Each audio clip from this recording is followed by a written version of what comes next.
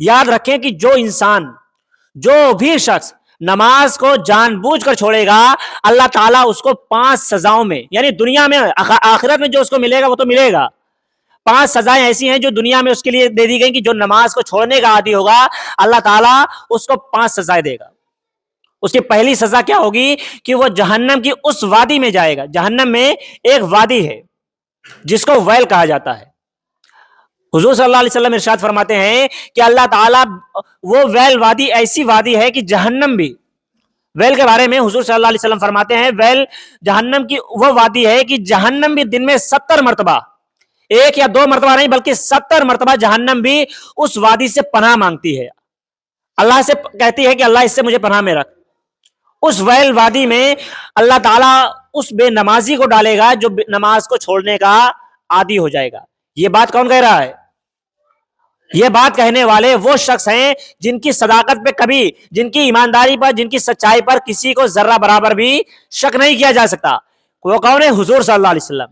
حضور صلی اللہ علیہ وسلم سے زیادہ سچا کوئی نہیں ہو سکتا.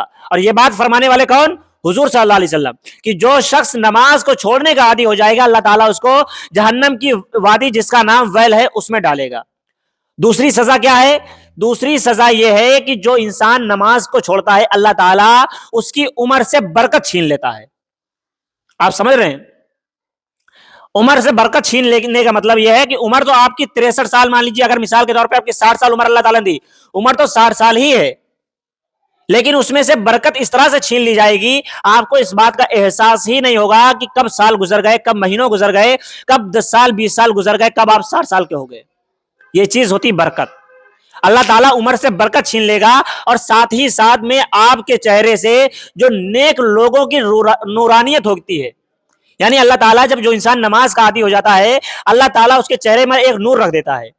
جو انسان نماز کو چھوڑتا ہے پہلی چیز اللہ تعالیٰ اس کی عمر سے برکت کم کرے گا اور ساتھ ہی ساتھ میں اس کے چہرے سے نورانیت بھی ختم کر دے گا. اب تیسری چیز حضور صلی اللہ علیہ وسلم فرماتے ہیں کہ تیسری چیز ہے کہ مرتے وقت وہ شخص بہت ہی زیادہ بھوکا ہوگا. تیسری چیز حضور صلی اللہ علیہ وسلم فرماتے ہیں کہ اس کو جب موت آئے گی تو موت کے وقت وہ بہت ہی زیادہ بھوکا ہوگا، یعنی اس کو بہت زیادہ بھوک لگی ہوگی. چوتھی چیز حضور صلی اللہ علیہ وسلم فرماتے ہیں کہ اس کو مرتے وقت بہت ہی زیادہ پیاس لگی ہوگی. اتنی زیادہ پیاس لگی ہوگی کہ اگر اس کو 7 سمندر کا پانی بھی پلا دیا جائے گا پھر بھی اس کی پیاس نہیں بجھے گی.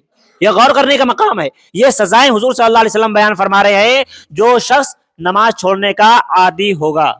اس لیے اس بات کو بہت ہی اچھی طرح سے یاد رکھیں. اور 5ویں چیز بتاتے ہیں کہ جو شخص نماز چھوڑنے کا عادی ہوگا اللہ تعالیٰ اس سے حساب سخت لے گا.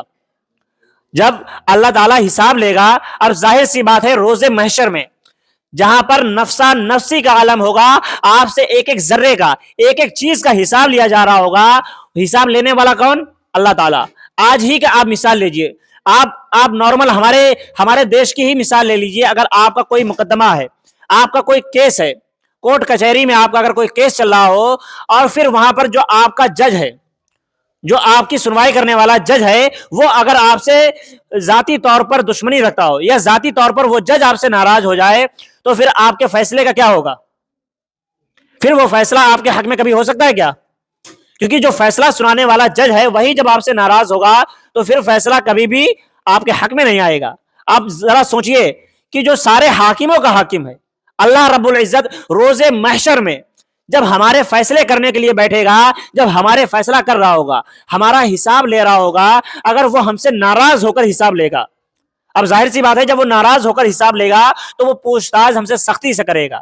وہ پھر ہم سے پیار سے نہیں پوچھے گا کہ تم نے عمر کہاں ضائع کی، تم نے پیسہ کہاں برباد کیا، تم نے اولادوں کو کہاں ضائع کیا، تم کو اتنی عمر دی تھی اس میں تم نے کیا کیا.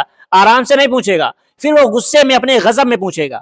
تو یہ بھی بہت بڑی چیز ہے. اس لیے ہمیں چاہیے کہ ہم نمازوں کی پابندی کریں.